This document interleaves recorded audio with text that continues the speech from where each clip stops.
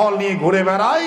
Japan, America, পাশ্চাত্যের দেশ যেমন ওরা 999-এ ফোন করলে ওরা এমন স্বাধীনতা সরকার দিয়েছে যে ফ্রি সেক্সের দেশে কোনো স্বামী যদি বন্ধু বান্ধব পার্টনার, ব্যবসায়ী পার্টনার, খেলার সাথী, বিজয় মেলার সাথী, যে সময় যাকে ইচ্ছা ওদের বাড়িতে আনতে পারবে, থাকতেও পারবে, স্বামী মানা করতে পারবে না।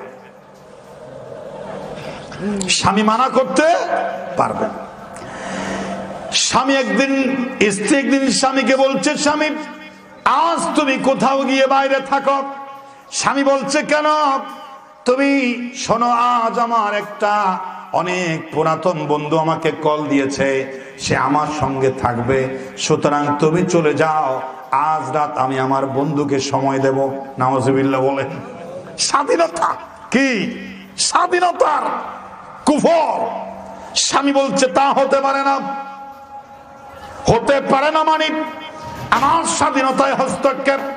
999-এ ফোন লাগালো, হ্যালো রেমিডিয়েশন ব্যাটালিয়ন, আমি 999-এ ফোন করছেন কেন? আমার অধিকারে আমার স্বামী হস্তক্ষেপ করছে। আমার একটা বন্ধু আসবে, আজকে মাগরিবে পরে ফজর পর্যন্ত আমি একসাথে তার সঙ্গে সময় দেব, রাত কাটাবো, কিন্তু আমার স্বামী মানা করে। আমার স্বামী কি করে দেখছেন কি বরবাদ গেছে? স্বামী মানা করে দে, থানা কি দিছে, ফোন দিছে, সঙ্গে সঙ্গে পুলিশ এসে বলছে, বেটা তোর অধিকার দিল কে? নারীর স্বাধীনতা তুই জানিস না? যেই সময় যাকে ইচ্ছা, যত সময়, যতদিন যাকে ইচ্ছা, প্রয়োজনে খালাতো ভাই, মামাতো ভাই, চাচাতো ভাই, খেলার সাথী, পড়ার সাথী, যাকে খুশি তাকে নিয়ে তোমার বউ যে সময় মনে হয় রাত কাটাবে। তোকে বলছে বাইরে, তুই বাইরে চলে যাবি, আবার ডিস্টার্ব করিস কেন? তুই জেলে আয়, তোর স্ত্রীর অধিকারে হস্তক্ষেপ করার অপরাধে তোকে আন্ডার অ্যারেস্ট। নাউজুবিল্লাহ বলে। এগুলো কি অধিকার নাকি বেইজ্জতি? আমেরিকার এক 12 বছরের ছেলে মাকে বলতেছে, ও মাই মাদার, আমাকে বলো হু ইজ মাই ফাদার। ও মা, বলো আমার বাবাকে। এক 12 বছরের ছেলে মাকে জিজ্ঞেস করতেছে, বাবা বলো কে? ও মাই ফাদার, সে হু ইজ মাই ফাদার, মাগো বলো আমার বাবাকে। মা বলছে, তোর বাবা, হিসাব করে দেখি তুই কোন সালে হয়েছিলি? বলছে, তোর বাবা হচ্ছে ওই আমার খেলার সাথী, ও হচ্ছে তোর বাবা। তখন বলছে, আমি বিশ্বাস করি না, ডিএনএ টেস্ট করাতে হবে। ডিএনএ টেস্ট করার পর দেখে ওটা তার সন্তান নয়। হয়তো বলেছে যে এটা নয়, আরেকটার নাম বলছে। ওখানে গিয়ে ডিএনএ টেস্ট করালো, ওটাও মিলল না, ওটাও কি মিলল না। আর তৃতীয়বার আরেকটার নাম আন্দাজ করে বললো, ওটার সাথে পরীক্ষা করে মিলল। 3 নম্বরটার সাথে পরীক্ষা করার পর মিলল যে আসলে তার পিতা কে। নাউজুবিল্লাহ বলবেন না? ছেলে আদালতে গিয়ে বলছে, আদালত, কেঁদে কেঁদে বলছে, সেই ইহুদি খ্রিস্টান স্বাধীনতা ফ্রি সেক্স আমি চাই না। যেই বাবা নির্বাচন করতে 3 বার পর্যন্ত ডিএনএ টেস্ট করাতে হয়, সেই বেইজ্জতির বাবা আমি চাই না। মুসলমান ধর্মে কোনো টেস্টের প্রয়োজন নাই। নারীরা ইসলাম ধর্মের অনুশাসন মেনে সারা জীবন একজন পুরুষ নিয়ে সময় কাটায়, পিতা নির্ধারণ করতে টেস্ট করতে হয় না। আমি সেই ফালতু ধর্ম, খ্রিস্টান ইহুদি ধর্ম লাথি দিলাম, আমি আজ থেকে মুসলমান ধর্মে প্রবেশ করতে চাই, ঘোষণা করলাম, লা ইলাহা ইল্লাল্লাহু মুহাম্মাদুর রাসূলুল্লাহ। যারা বলেন সাল্লাল্লাহু আলাইহি ওয়াসাল্লাম। ইসলাম নারীকে অধিকার দিয়েছে বেশি। রাসূল বলছে, আমার কাছে প্রিয় হলো নারী। 3 নম্বরে আমার কাছে প্রিয় কুররাতুল আইনি ফিস সালাত, নামাজের চক্ষু শীতল করা, বেশি বেশি নামাজ পড়া, নামাজের সময় দেওয়া। নামাজ হচ্ছে মুমিনদের জন্য মেরাজ, নামাজ হচ্ছে বেহেশতের চাবি, নামাজ হচ্ছে আখিরাতের প্রথম হিসাব চানওয়ালা জিনিস, নামাজ হচ্ছে ইমানের খতিয়ান। নামাজ হচ্ছে ইমান থাকা না থাকার বিষয়। নামাজ হচ্ছে মুসলমান ও মুসলমান পার্থক্য করার বিষয়। নামাজ আছে যেখানে, মুসলমানিত্ব আছে যেখানে। রাসূল বলছে আমার কাছে প্রিয় 3 আমলের 3 নাম্বার হলো নামাজ। নামাজ নামাজ বলেন সুবহানাল্লাহ।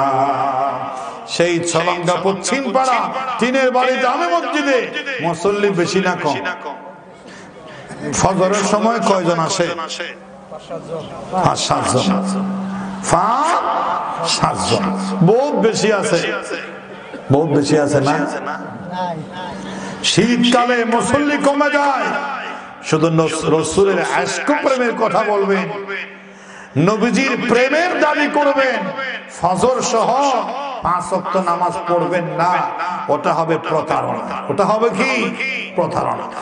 আজ থেকে মৃত্যু পর্যন্ত 5 ওয়াক্ত নামাজ, রাসূলের প্রেম, ওয়ালিদের প্রেম নিয়ে রাসূলের শেষ বাণী ছিল আসসালাত আসসালাত। রাসূল রওজায়ে পাকে আরাম করতে যাচ্ছেন, আল্লাহর সান্নিধ্যে শেষ চিৎকার দিল, আমার স্ত্রীর কথা নয়, টাকা পয়সা ধন দৌলত কোন কিছুর কথা নয়, রাসূলের হায়াতের শেষ চিৎকার ছিল আসসালাত সালাত। উম্মত রে, যা কিছু করবে করবে, কিন্তু খবরদার মৃত্যুর 1 সেকেন্ড আগ পর্যন্ত নামাজ ছাড়া যাবে। কথা বলেন যাবে? নামাজ নামাজ বলে তিনি রওজায় শায়িত হয়েছেন। এই উম্মতকে নামাজ পড়তেই হবে। আজ থেকে মৃত্যু পর্যন্ত 5 ওয়াক্ত নামাজ ইচ্ছে করে শরীয়তের উযর ছাড়া ছাড়বো না, এই ওয়াদা কি করা যাবে? একটু হাত তোলেন তো, বলেন হে আল্লাহ, আমরা টাঙ্গাইলবাসী, আমরা কালো মেঘাবাসী, এই এলাকার মানুষ, আমরা নিয়ত করতেছি আজ থেকে মৃত্যু পর্যন্ত শরীয়তের উযর ছাড়া ফরজ নামাজ ছেড়ে দেব না, ছেড়ে দেব না। আল্লাহ তুমি তৌফিক দাও, আমিন। সবাই তো হাত তুলে ফেলেছে। এখন কষ্ট হলেও আসতে হবে। নামাজটা পড়ার পরে বুঝবেন কি একটা শান্তি, কি একটা শান্তি। এটা বেনামাজিকে বোঝানো যাবে না। তো বলে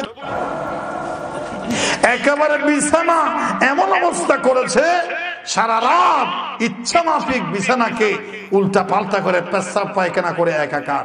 ফজরের আগে, সূর্য ওঠার আগে তাড়াতাড়ি কিভাবে মুখ দেখাবে, দিয়েছে দৌড়, পালিয়ে যাচ্ছে। কি যাচ্ছে? পালিয়ে গেছে। নবীজি ফজরের নামাজ পড়তে উঠলেন, মেহমানের ঘরে আসে দেখে মেহমান নাই, কিন্তু সেই ঘরটা পুরা দুর্গন্ধ পায়খানায়। ও আশ্রম এখানে করে ফেলেছে, সারা পালং কাটি খাটের মধ্যে পায়খানা একাকার করে ফেলেছেন। নবী করিম সাল্লাল্লাহু আলাইহি ওয়াসাল্লাম আফসোস করতেছেন, আহারে উত্তম মেহমানদারি করতে পারলাম না, আমার মেহমানের পেট যে নষ্ট হলো, পেট যে নরম হলো, ওয়াশরুম দেখাইতে পারলাম না, যথাযথ সেবা যত্ন করতে পারলাম না, মেহমানের অনেক কষ্ট হলো। রাসূল আফসোস করতেছেন, গালাগালি নয়, উল্টা আফসোস করতেছেন, মেহমানকে যথাযথ মেহমানদারি করতে পারলাম না। আর আমরা যদি হতাম তার 14 গোষ্ঠী তুলে নিতাম, ঠিক কিনা? সালাম সালাম খাই সব পেট ভরি, আবার বিছানার 12টা বাজালি, শালা তোরে পেয়ে দেখি একেবারে সব শুধু আসলে নিয়ে নেব। যদি কাছে পাই তোর অবস্থা কি করতাম, পালিয়ে গেলি, তুই আমার হাত থেকে বেঁচে গেলি, ঠিক কিনা? আমরা বলতাম সেরকম। আর এখানে একটা জেলা আছে, বরিশাল নাকি কোন একটা জেলা আছে, শালা এটা তো গালিয়ে নয়, আবেহালা। আবেহালা এটা কিন্তু ওদের, এটা মানে ভাই কেউ বলে আবেহালা, বাবা কেউ বলে আবেহালা। এক জায়গার মধ্যে একটা হুজুর বলতেছে যে প্রধান বক্তা আসতে দেরি হচ্ছে, তো বিশেষ বক্তাকে বলতেছে ওই হালা আসে নাই কেন, আপনি হালা চালিয়ে যান। ওই হালা আসে নাই কেন, প্রধান বক্তা হালা আসছে না কেন, আপনি হালা কি যান, চালিয়ে যান। তো হুজুরে বলতেছে আমি হালা চালাচ্ছি, তোরা হালা বসি ওয়াজ শুন। আমি হালা ওয়াজ করতেছি, তোরা হালা বই ওয়াজ শুন। রাসূল চিন্তা করতেছেন, কিন্তু ইহুদি চলে যাওয়ার পরে অনেক দূরে চলে যাওয়ার পরে তার মনে পড়েছে তার একটা অস্ত্র তরবারি, আরবদের মেইন অস্ত্র ছিল তরবারি। ওই তরবারিটা তাদের আত্মরক্ষার হাতিয়ার, ওটা খুব দামি ছিল, প্রিয় বস্তু ছিল। ওটা ভুলে ফেলে গেছে, কারণ যে কাজ করছে ওর তরবারি নেওয়ার কথা মনে থাকার কথা না। যে হাম করি ফেলাই, যে কাজ করে ফেলছে ওর তরবারি নেওয়ার কথা কি আর মনে থাকার কথা, ফেলে গেছে। কিন্তু তরবারির জন্য আবার আস্তে আস্তে করে আসতেছে, লুকিয়ে লুকিয়ে সেই কামরা থেকে তরবারিটা নেবে। যখন কাছে আসলো আমার দয়াল নবীজিকে তখন দেখলো, দিল দৌড়। তরবারি পরে আগে ফিট বাঁচায়, আগে কি বাঁচায়? রসুল বলছে দাঁড়াও ভাই, দাঁড়াও ভাই। ও বলছে দাঁড়াবো না, আমি আপনাকে দেখার জন্য আসি নাই। বলছে ভাই দাঁড়াও, তোমাকে কিছুই বলবো না।